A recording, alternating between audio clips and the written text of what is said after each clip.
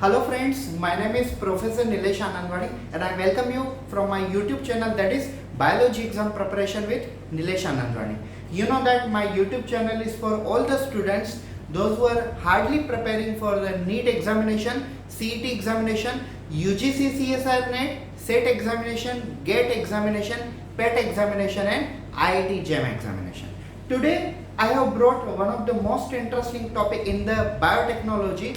After understanding restriction endonuclease, electrophoresis, PCR, number of things like a restriction enzyme, now we have came up to the transfer of a gene, means gene transfer, and making a host ready to accept the DNA. That means competent host. मैं आप लोगों का मेरे YouTube channel पे स्वागत करता हूं और ये YouTube चैनल सभी बायोलॉजी कैंडिडेट के लिए इंपॉर्टेंट है।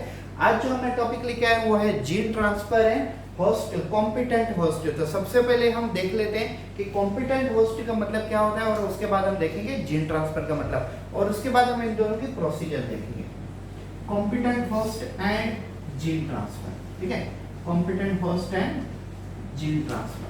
So what does it mean by competent host? We know that in biotechnology we have understood, हमने बायोटेक्नोलॉजी में ये देख लिया हुआ है कि सपोज ये हमारे सामने है plasmid,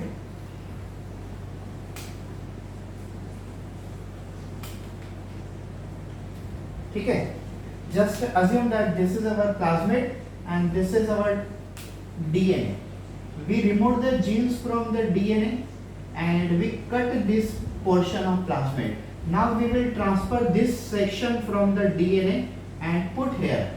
Okay, now plasmid means vector plus intrastate gene. This becomes a recombinant. Yes, this becomes recombinant. Now we will transfer this recombinant into the host bacterial cell. Now suppose it is a E. coli bacteria. It's a E. coli bacteria, and this is DNA of E. coli bacteria. And this is our recombinant. We are interested to transfer this recombinant into the bacterial cell. ठीक है, अब हम इस recombinant को bacterial cell में transfer करने में interested हैं, तो हमें क्या करना है, जैसे ये प्लाज्मिड यहाँ तक पहुँचेगा, ठीक है, जैसे ये प्लाज्मिड यहाँ तक पहुँचेगा तो बैक्टीरिया के अंदर कोई ऐसा दरवाजा नहीं कि बैक्टीरिया जैसे प्लाज्मिड पास में आएगा तो बैक्टीरिया दरवाजा ओपन करेगा और प्लाज्मिड को कहेगा तुम अंदर आ जाओ। ऐसी कोई टेक्निक नहीं होती है। Bacteria do not accept the plasmid very easy, like a bacteria do not have any door like mechanism that bacteria open the door and let the plasmid or you can say recombinant come inside. It's not that much easy. हमें क्या करना है, हमें इस bacteria को ready करना है, किस चीज के लिए, ताकि वो प्लाज्मिड को इजीली अंदर एब्सॉर्ब कर ले। जनरली होता क्या है, DNA is a hydrophilic, DNA is a hydrophilic in nature. अगर आप सीबीएसई में देखो बुक में तो सबसे पहली लाइन ही होती है कॉम्पिटेंट होस्ट में, DNA is a hydrophilic in nature, means it is water loving. If it is water loving it must be like to you can say place at the center of the cell means nucleus. DNA actually मतलब water loving होता है। Water loving होता है मतलब कैसे होता है, DNA hydrophilic होता है और हाइड्रोफिलिक होने के कारण डीएनए को बेसिकली न्यूक्लियस में ही रहना होता है। अभी ये जो प्लाज्मिड है, प्लाज्मिड भी तो एक प्रकार का डीएनए है। तो जब प्लाज्मिड में हम इंट्रास्टेट जीन ट्रांसफर करेंगे, आप तो ये तो समझ रहे हैं ना कि जीन कहाँ से निकालेंगे, हम निकालेंगे डीएनए से।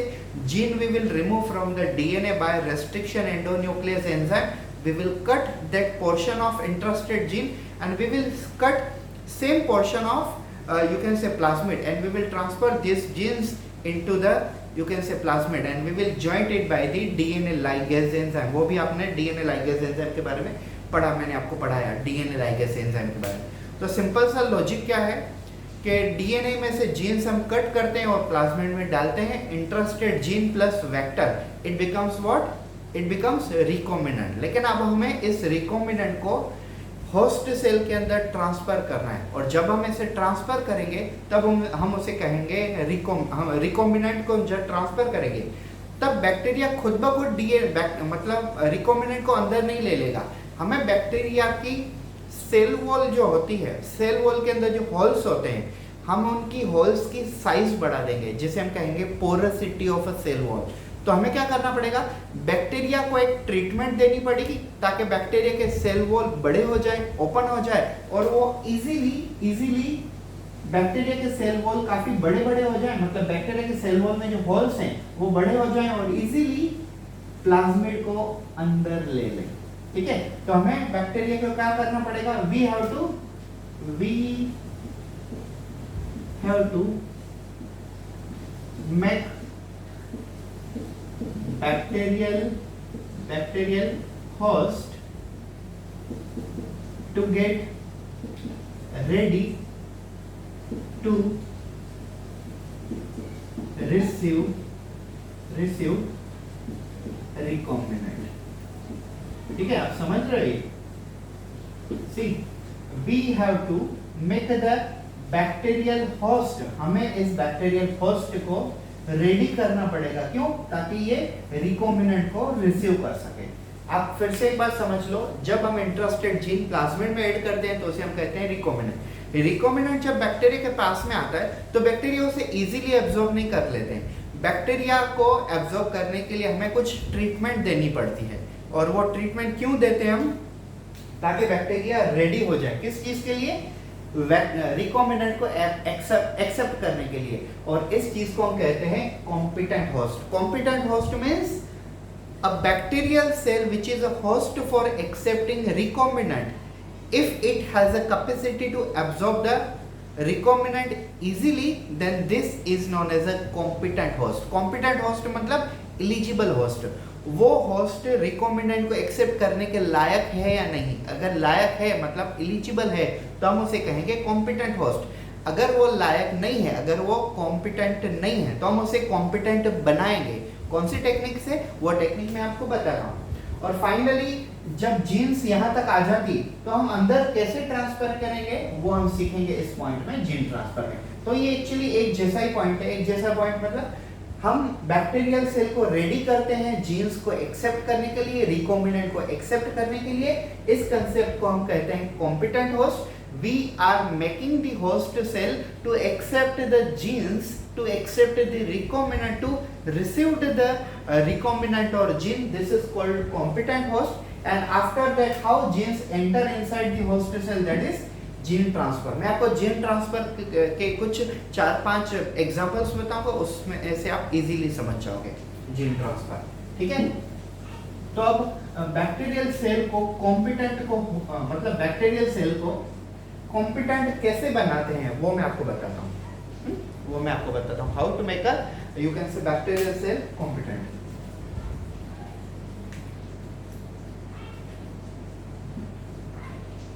How to make host cell competent। Bacterial cell को या तो होस्ट सेल को कॉम्पिटेंट कैसे बनाया जाए वो मैं आपको समझा रहा हूं अभी।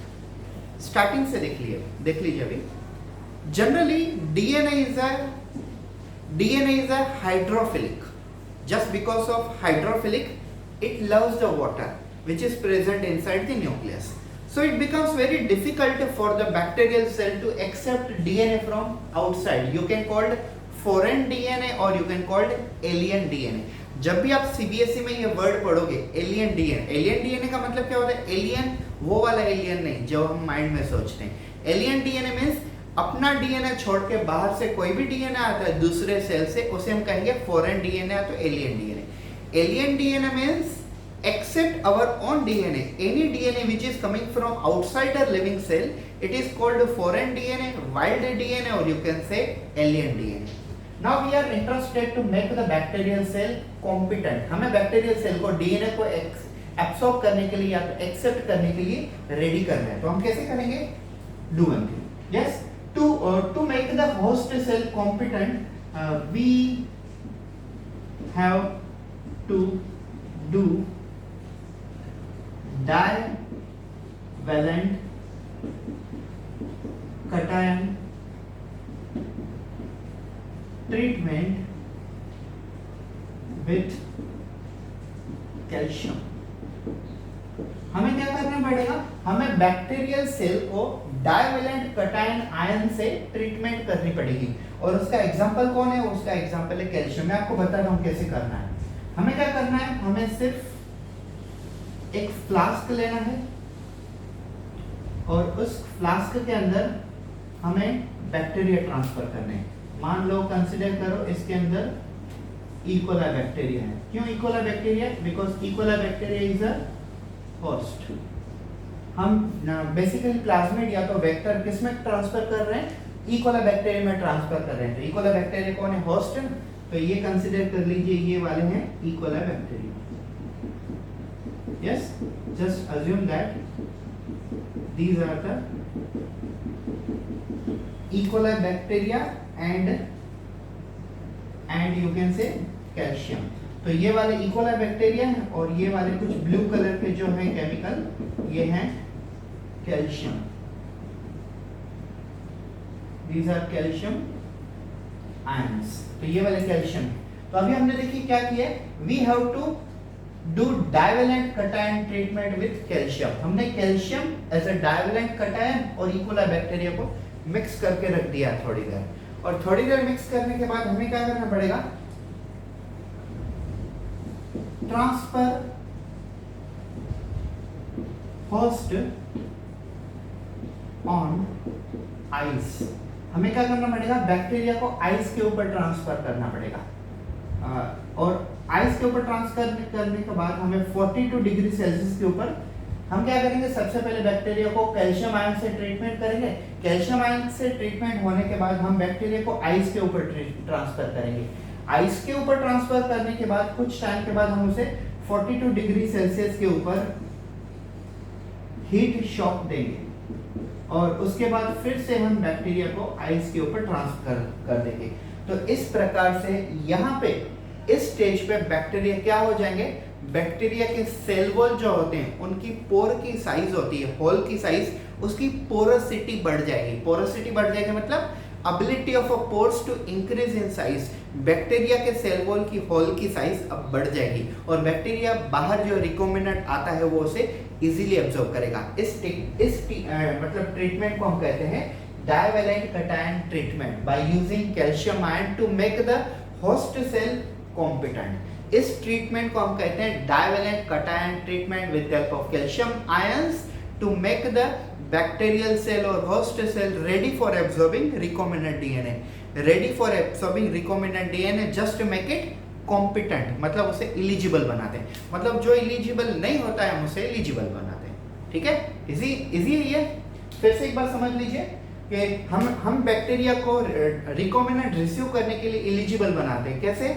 First of all, we are putting the bacterial cell into the flask where there is a concentration of calcium is present. That's called divalent cation treatment. By using a calcium, we are trying to increase the porosity of bacterial cell. First, we place the bacterial cell into the calcium ion, and then we transfer bacteria onto the ice just to get a you can say cold shock, and after that we transfer bacterial cell on a 42 degree Celsius at a heat shock, and again we transfer them into the cold shock, that is the ice. So after calcium to cold, cold to heat shock to again cold shock. Like this a bacteria becomes eligible to become what? Ready to receive the you can say recombinant DNA. This is making a bacterial cell or host cell to become competent. तो ये हमने competent वाली concept यहाँ पे देख ली। Now come to the gene transfer. Gene transfer means how basically recombinant enters into the host cell. हमने यहाँ पे सिर्फ बैक्टीरिया का एक एग्जांपल लिया हुआ था, लेकिन ऐसा जरूरी नहीं कि हर टाइम बैक्टीरिया ही एग्जांपल हो। कभी प्लांट हो सकता है, कभी एनिमल हो सकता है, कभी वायरस हो सकता है, कभी कुछ और, कभी यीस्ट सेल, कभी ह्यूमन सेल, किसी में भी हम जीन ट्रांसफर कर सकते हैं। तो जीन ट्रांसफर करने का सिर्फ एक ही टेक्निक नहीं होता है, जीन ट्रांसफर करने के काफी सारे टेक्निक होते हैं। उनमें से कुछ एग्जाम्पल्स मैं आपको अभी बताता हूँ। ठीक है, are you getting what I am trying to से?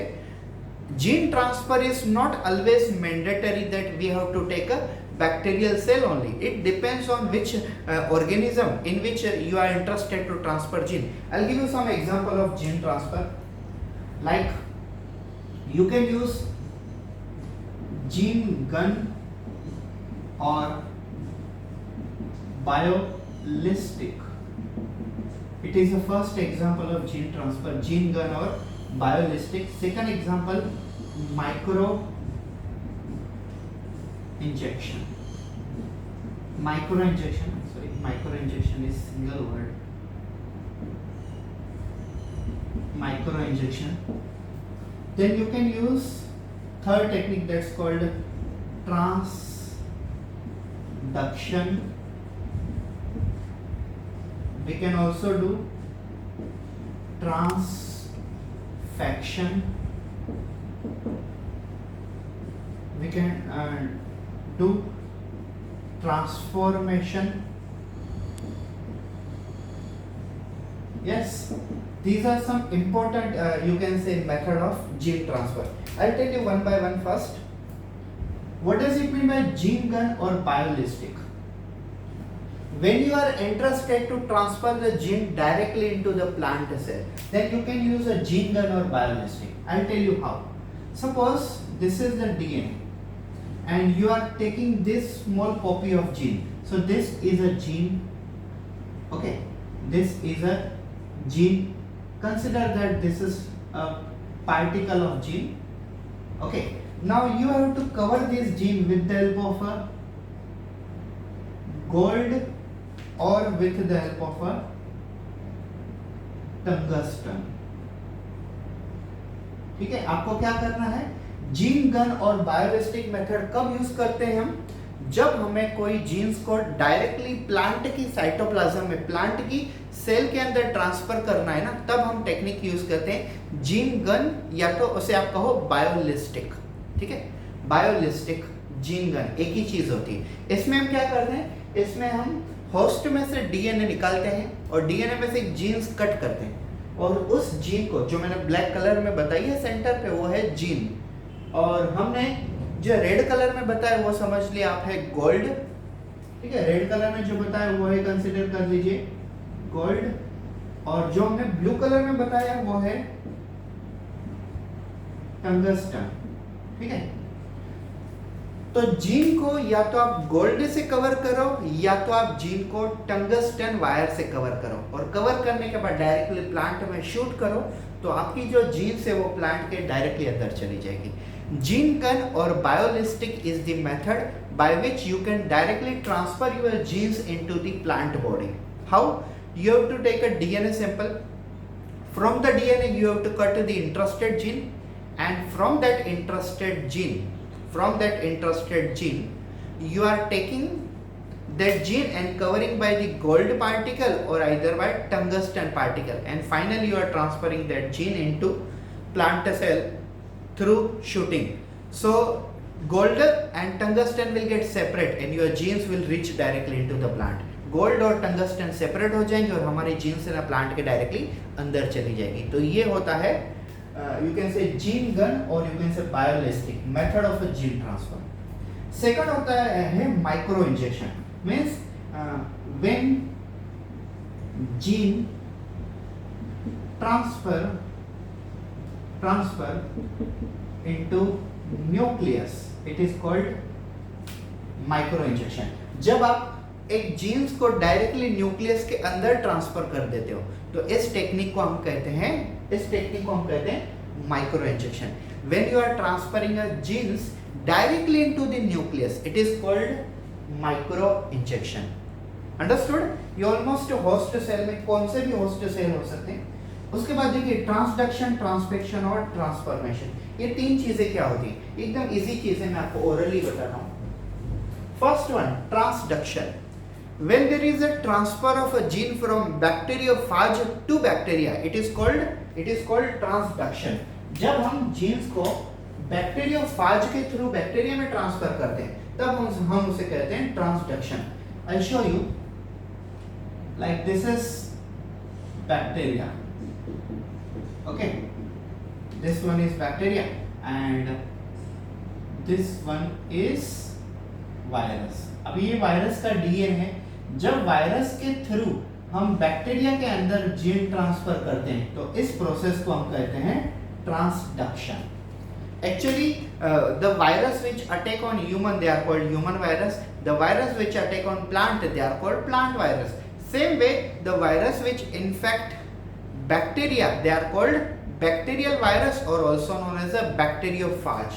Bacterial virus or you can say bacteriophage.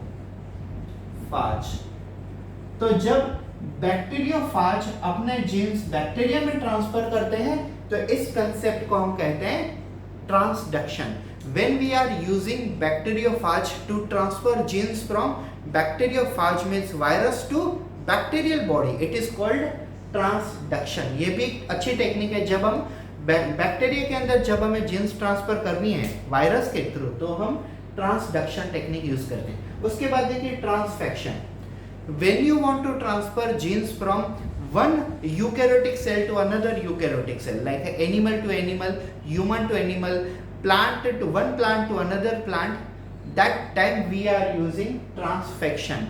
Eukaryotic to eukaryotic gene transfer mechanism is called transfection. And finally transformation. याद है आप लोगों को मैंने आपको ग्रिफिथ एक्सपेरिमेंट पढ़ाया था. यस, फ्रेडरिक ग्रिफिथ साइंटिस्ट ने 1928 को एक एक्सपेरिमेंट किया था जिसका पर्पस था to prove DNA as a genetic material. So when you are transferring genes from one bacteria to another bacteria, it is called transformation. Griffith experiment transformation बताता है. When you are transferring genes from one bacteria to another bacteria, it is called transformation. और आप एक technique use कर सकते हो. Yes, और आप एक टेक्निक यूज कर सकते हो gene transfer by TI plasmid. I taught you TI plasmid means tumor inducing plasmid. TI plasmid means tumor inducing plasmid. Tumor inducing plasmid वो प्लाज्मिड होता है जो जीन ट्रांसफर करने में मदद करता है. किसके अंदर? प्लांट के अंदर. ठीक है. तो ट्यूमर इंड्यूसिंग प्लाज्मिड एग्रोबैक्टीरियम ट्यूमेफेशियन नाम के बैक्टीरिया में पाया जाता है और ये जनरली कोई भी जीन्स प्लांट के अंदर ट्रांसफर कर सकता है.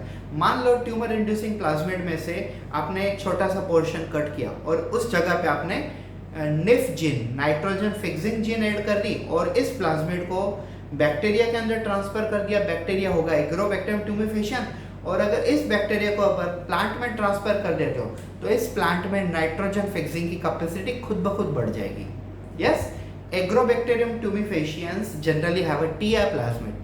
Just assume that if you take a TI plasmid and if you cut some portion of TI plasmid and transfer NIF gene, nitrogen fixing gene into TI plasmid and transfer this recombinant into agrobacterium tumefaciens and then finally transfer this bacteria to the plant. So plant will show the tumor and after formation of tumor definitely plant will be eligible to absorb nitrogen from the atmosphere automatically because plant has got nitrogen fixing gene. ऐसे आप कोई भी jeans plant के अंदर transfer कर सकते हो. ठीक है. जैसे हम नॉर्मल वाइट राइस में golden beta carotene gene transfer करते हैं और प्लांट को बना देते हैं हम गोल्डन राइस. तो ऐसी बहुत सारी टेक्निक है जिससे हम जीन ट्रांसफर कर सकते हैं. तो ये था हमारा वीडियो अबाउट जीन ट्रांसफर. किसी को कुछ प्रॉब्लम हो तो आप मुझसे कमेंट सेक्शन में कमेंट कर सकते हो. सिंपल सा मैंने आपको चीज़ क्या पढ़ाई है, competent cell. When we are making a host cell eligible to absorb the you can say recombinant from outside, it is simply called as a making a host or you can say competent host. How it is possible?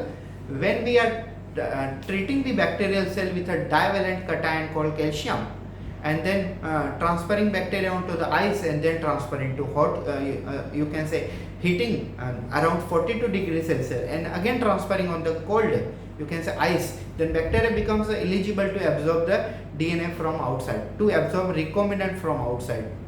They becomes competent and these are some methods of gene transfer. So thank you so much for watching this video. It was our conceptual video regarding the biotechnology, genetic engineering, you can say recombinant DNA technology. अगर आपको हमारा video पसंद आया तो please नीचे like कर दीजिए, दिल से लाइक कर दीजिए. अगर आपको रियली पसंद आया और आपको टेक्स्ट बुक की लैंग्वेज एकदम सीधी सरल भाषा में अगर समझ में आ गई हो तो लाइक कर दीजिए, सब्सक्राइब कर दीजिए ताकि हर नई वीडियो आप तक पहुंचते रहे. Thank you so much.